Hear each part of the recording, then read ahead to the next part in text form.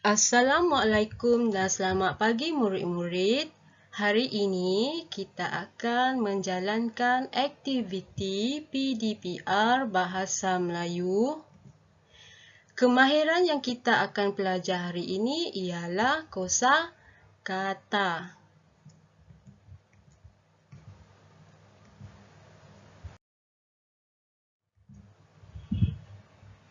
Tema hari ini adalah keselamatan. Tajuk Keselamatan di Rumah Panjang Sarawak. Standard pembelajaran 2.2.1-I. Objektif pembelajaran memahami maksud kosakata yang berwarna dalam petikan. Dua kriteria kejayaan yang perlu dicapai hari ini ialah yang pertama, menulis sekurang-kurangnya 4 hingga 6 kosakata yang difahami maksudnya dalam bentuk peta iting. Yang kedua, murid dapat menghasilkan kamus mini kosakata dengan kreatif.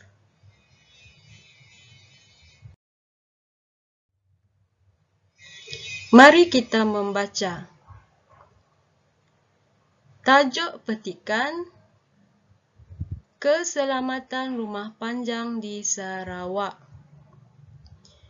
Nabila dan keluarganya melawat ke kampung budaya di Santubong, Sarawak. Semasa di sana, mereka dapat melihat pelbagai rumah tradisional masyarakat Sarawak. Nabila tertarik akan keunikan rumah panjang suku kaum Iban yang dilawatinya. Oh, rumah panjang tradisional masyarakat Iban memang bertiang tinggi. Tiang tinggi ini antara ciri keselamatan pada rumah panjang. Tiang yang tinggi dapat mengelakkan rumah panjang ditenggelami banjir kerana kebanyakan rumah dibina berhampiran dengan sungai.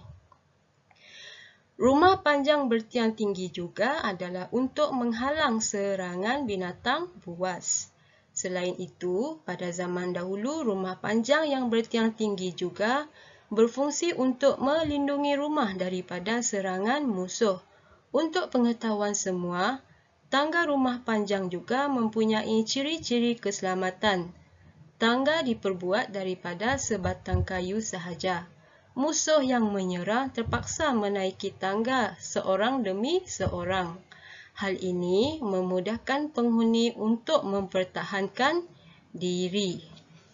Murid-murid boleh merujuk bahan bacaan ini buku teks jilid 1 muka surat 43. Okey, sila lihat perkataan yang berwarna biru.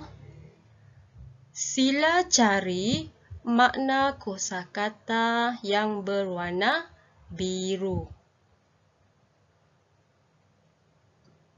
Okey, berikut ialah 11 kosakata yang diambil daripada petikan di sebelah.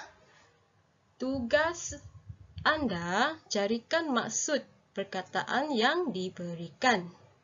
Murid-murid bolehlah merujuk kamus untuk mendapatkan maksud setiap kosakata yang diberikan ataupun sekurang-kurangnya 4 kosakata hingga 6 kosakata yang diberikan. Sekiranya murid-murid tidak mempunyai kamus di rumah, murid-murid bolehlah mencari maksud suku kata berikut dengan menggunakan kamus online. Cikgu akan tunjukkan cara bagaimana mencari maksud kosakata secara online.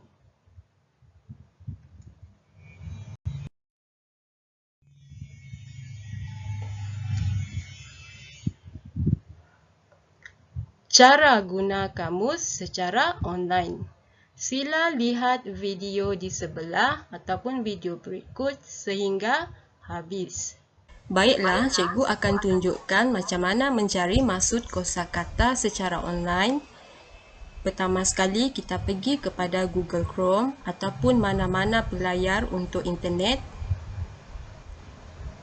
Okey, di bahagian search Google ni, typelah Kamus Dewan Bahasa dan Pustaka. Kamus Dewan Bahasa dan Pustaka. Dan akan terpapar skrin ini. Okey, sila klik hyperlink yang pertama iaitu Kamus Online DBP Carian Umum.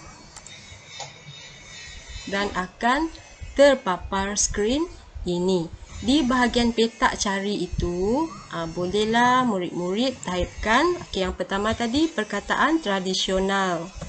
Tradisional. Seterusnya, klik pada butang cari. Definisi untuk tradisional akan terpapar di sini. Ini. Okey.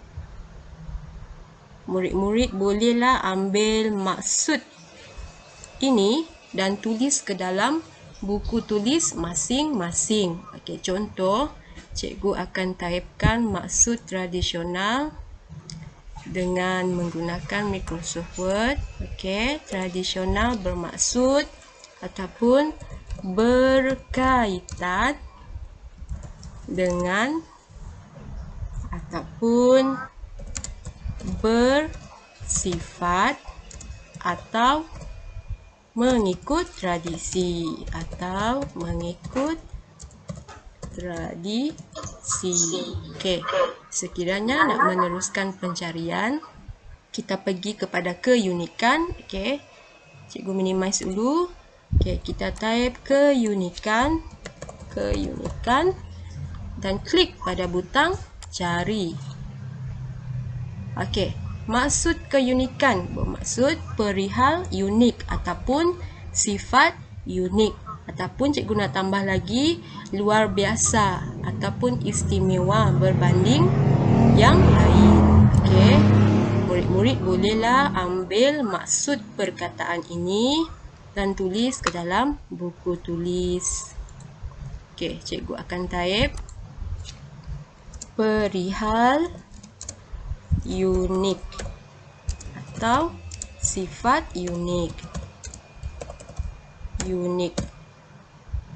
Okey, untuk kosakata yang lain, murid-murid bolehlah mengikut cara yang telah cikgu tunjukkan tadi. Dan diharap ibu bapa juga boleh membimbing anak-anak bagaimana mencari kosakata secara online sekiranya tiada kamus di rumah. Okey, sampai di sini saja. Terima kasih dan selamat belajar.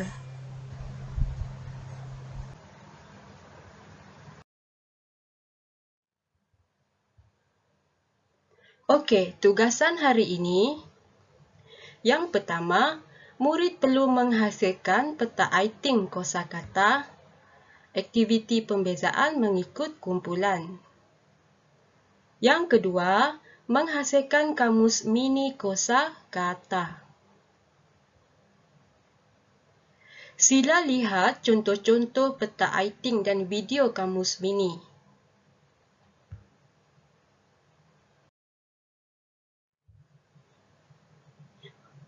Kumpulan 1. Buat peta iting dalam buku tulis, baca arahan yang diberikan, ambil gambar penuh hasil kerja dan hantar kepada guru mata pelajaran.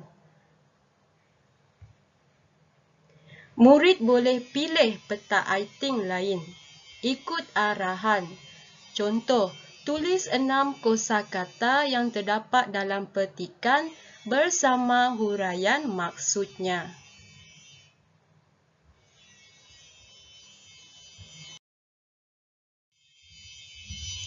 Untuk kumpulan 2, arahannya sama seperti kumpulan 1. Ini adalah aktiviti yang perlu dilakukan oleh kumpulan 2. Tuliskan 6 kosakata yang terdapat dalam petikan di dalam peta puih di bawah. Okey, di sini pun murid boleh memilih peta iting lain.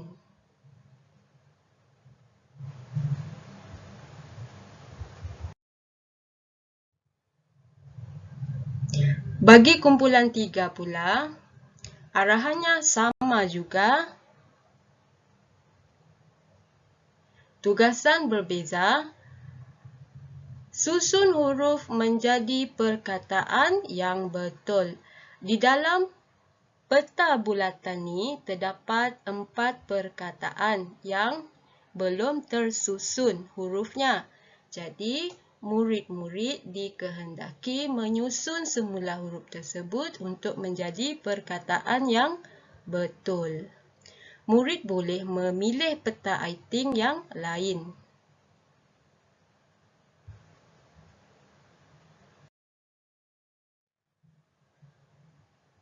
Okey, ini adalah contoh-contoh peta aiting yang lain. Okey, boleh lihat di sini.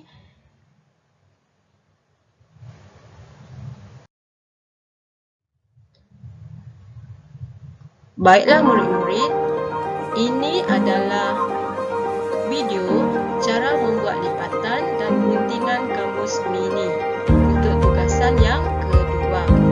Sila tonton sampai habis.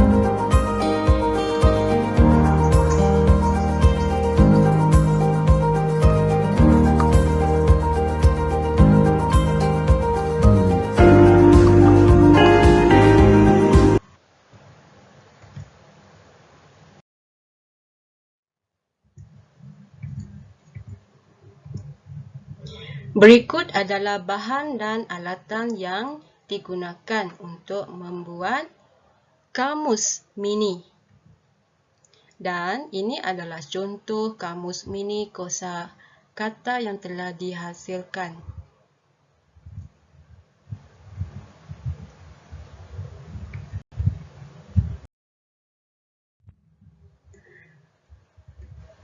Selamat belajar murid-murid dan cikgu harap murid-murid dapat menyiapkan tugasan yang diberikan dan menghantar kepada guru mata pelajaran.